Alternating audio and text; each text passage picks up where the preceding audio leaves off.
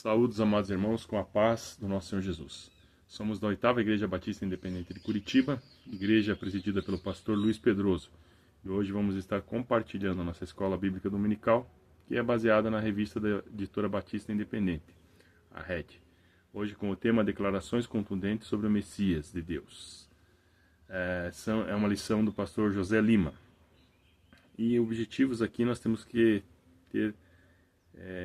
conhecer as contundentes declarações e constatações sobre o Messias de Deus, Jesus Cristo. Perceber que a expectativa da vinda do Messias sempre acompanhou a nação de Israel, mas sua manifestação visa, na verdade, alcançar todos os povos, não somente a Israel. E praticar, que é algo muito importante, cabe a nós, como igreja, reconhecer e anunciar a toda criatura que Jesus Cristo é o Messias, o escolhido de Deus para Salvador, Rei e Senhor. O texto áureo está lá em Mateus capítulo 16, verso 16, quando Simão Pedro respondeu: Tu és o Cristo, o Filho do Deus vivo. Temos como texto bíblico inspirativo João capítulo 1, do verso 31 ao 51, onde diz assim: No dia seguinte, João estava ali novamente com 2 dos seus discípulos. Quando viu Jesus passando, disse: Vejam, é o Cordeiro de Deus. Ouvindo dizer isso, os discípulos seguiam a Jesus. Voltando-se, vendo Jesus que os 2 o seguiam, perguntou-lhes: O que vocês querem? Então, eles lhes disseram: Rabi, que significa mestre, onde está hospedado? Respondeu ele: Venham e verão.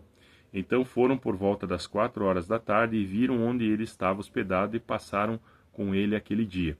André, irmão de Simão Pedro, era um dos 2 que tinham ouvido que João dissera e que haviam seguido Jesus. O primeiro que ele encontrou foi Simão, seu irmão. Ele disse: Achamos o Messias, isto é, o Cristo.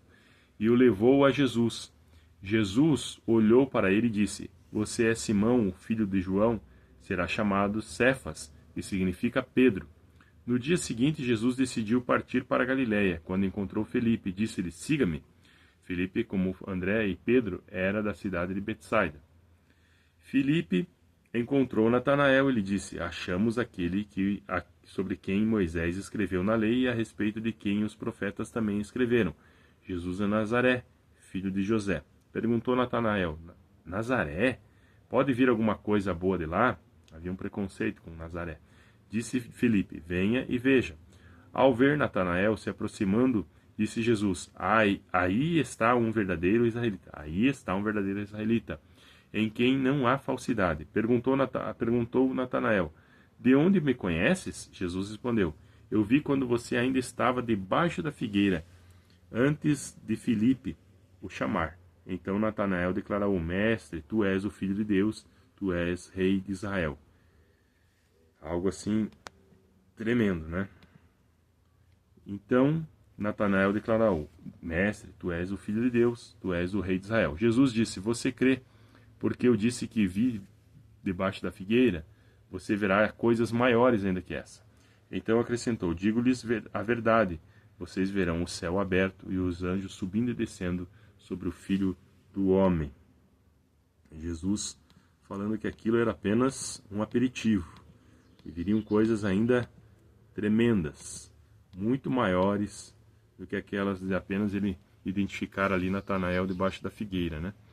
Disse a mulher: Eu sei, João 4, 25 a 26. Disse-lhe a mulher: Eu sei que o Messias, chamado Cristo, está para vir. Quando ele vier, explicará tudo a nós. Então Jesus declarou: Eu sou o Messias, eu que estou falando com você. Jesus deixou bem claro isso nas Escrituras, que ele era e que ele é o Messias. Palavra-chave: profecia messiânica, Messias prometido, Cordeiro de Deus, cumprimento profético, expectativa de Israel, testemunho sobre Cristo, reconhecimento do Messias, evangelização pessoal, preconceito espiritual, revelação divina, verdadeiro Salvador e adoração. adoração verdadeira. São palavras que estão contidas nessa lição. Nós temos aqui como personagem Miqueias, que é um profeta. Miqueias 5:2 profetizou o local de nascimento do Messias, Belém, frequentemente pouco explorado na prática devocional. E a palavra Belém significa casa do pão, ou seja, a casa então que alimentaria as nações. Introdução. Estudar as escrituras sagradas sob a perspectiva da profecia messiânica é, sem dúvida nenhuma, encher a nossa mente e o coração com a mensagem central de todo este sagrado livro que é a Bíblia. Esta proclamação profética no Antigo Testamento foi prefigurada sob várias formas, como, por exemplo, rocha que deu água no deserto e a serpente de bronze, que foi levantada lá no deserto e aquelas pessoas que olhavam para ela ficavam curadas. No entanto, pode ser que a figura mais impressionante que apontava para Cristo era o do Cordeiro imolado, que o João Batista, que no caso João Batista, utilizou para apresentá-lo aos seus discípulos. A mensagem profética sobre a chegada do Messias atravessou séculos e alcançou seu ápice no Evangelho, quando de fato e inegavelmente o Messias chegou. João Batista, ele declarou que Jesus Cristo era o Cordeiro de Deus que tirava o pecado do mundo. Há muitas afirmações e constatações bíblicas contundentes sobre Cristo, o Messias de Deus. Empregamos aqui a palavra contundente sobre o significado de algo categórico e inegável, conforme o dicionário nos informa. E tais informações ou declarações são da parte do próprio Senhor Jesus, bem como de pessoas que o reconheceram como o Messias prometido, e é disso que trata então essa nossa lição de hoje, que estudaremos e salientando os tópicos seguintes, que nós vamos já comentar. Então, vamos tirar aqui o melhor proveito que nós podemos ter. O Messias e o Cordeiro de Deus, como está lá em João, capítulo 1, verso 35 e 36. É impossível deixar de reconhecer a raiz profética que está por trás dessa afirmação de João Batista.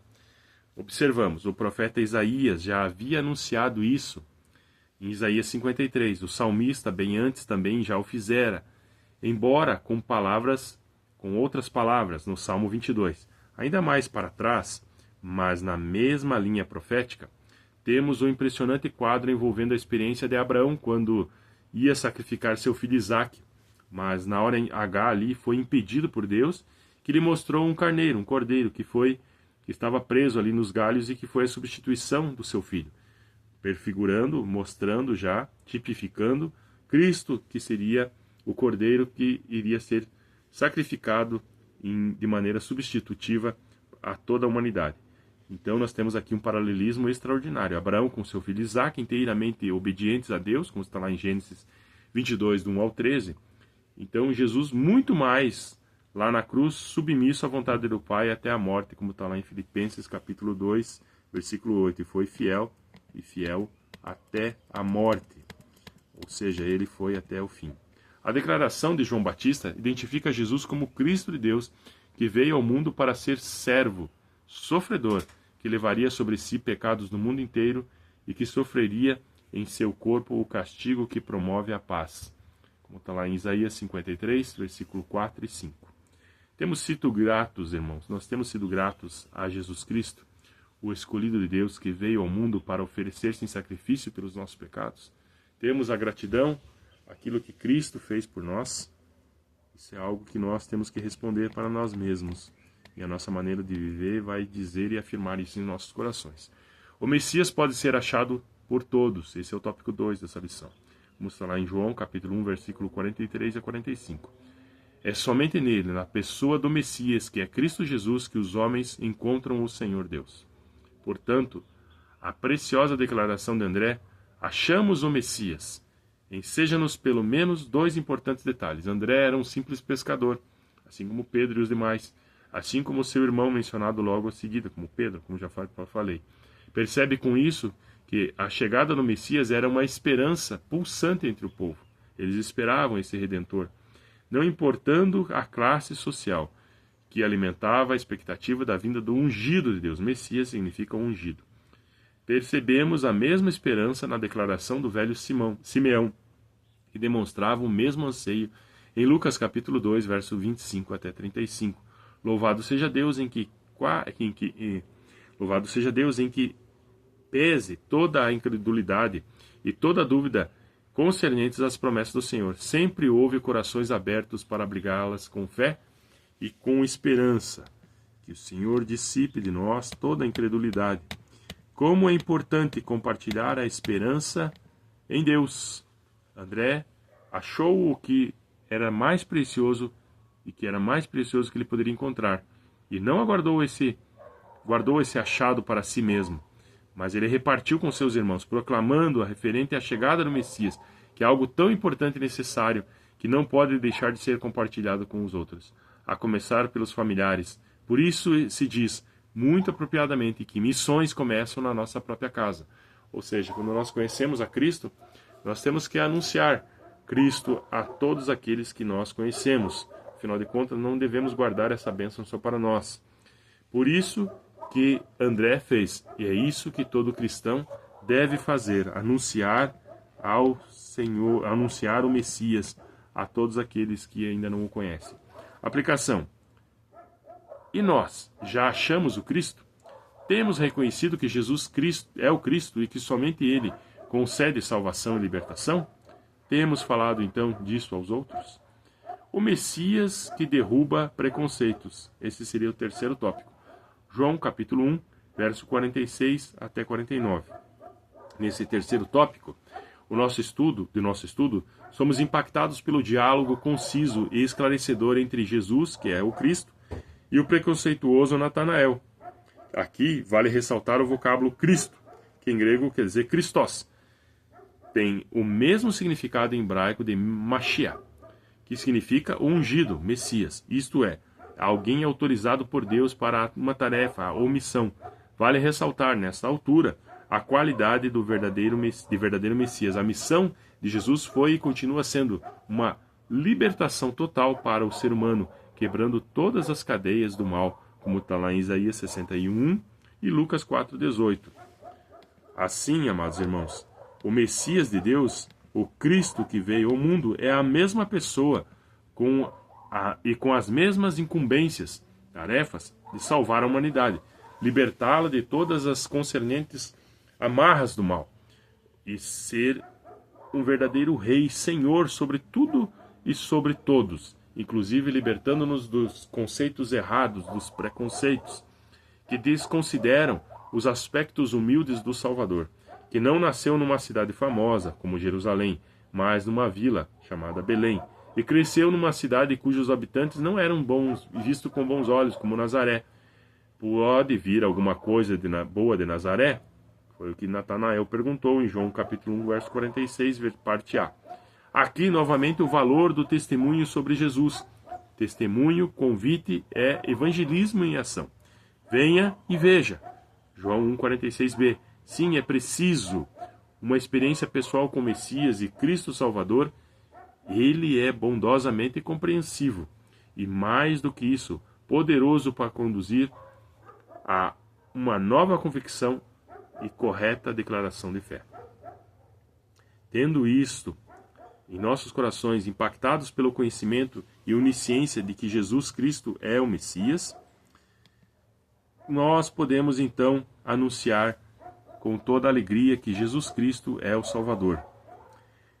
Eu quero aqui deixar, tendo sido impactado pelo conhecimento e onisciência de Jesus, concernentes ao seu coração e às suas circunstâncias, como está lá em João 1, 47 e 48, Natanael, depois disso, de certo ceticismo, para dizer, vamos dizer assim,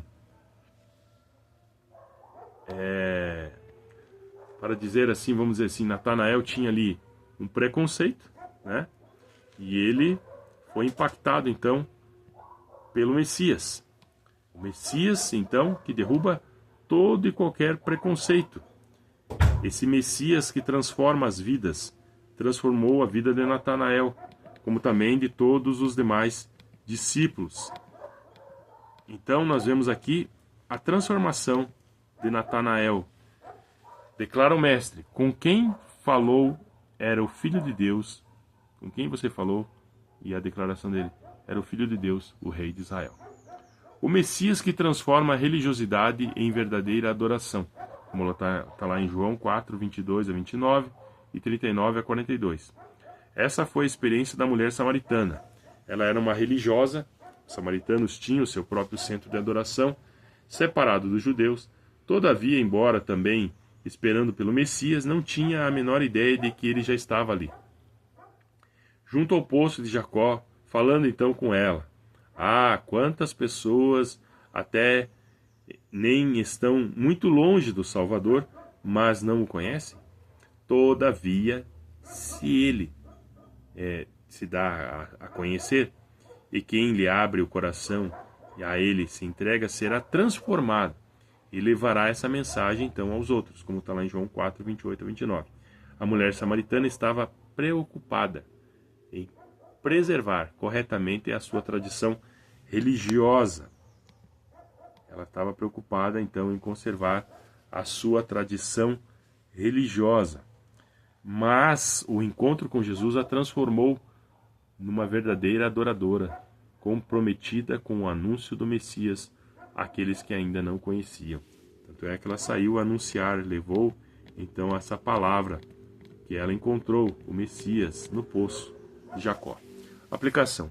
De que maneira a religiosidade pode nos afastar da revelação de Cristo, nos impedindo de conhecê-lo e de apresentá-lo às outras pessoas?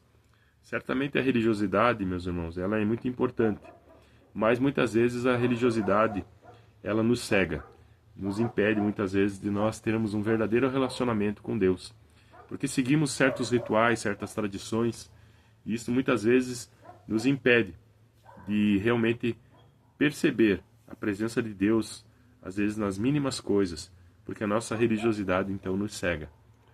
Então a religiosidade muitas vezes, baseada em tradicionalismos, ela nos impede de sermos verdadeiras crianças diante de Deus e experimentarmos o melhor dele. Conclusão. Concluindo o nosso estudo nessa lição, é preciso lembrar que muitos cristos têm surgido ao longo da história da igreja. Leia impreterivelmente Mateus 22, 24, do 3 a 5.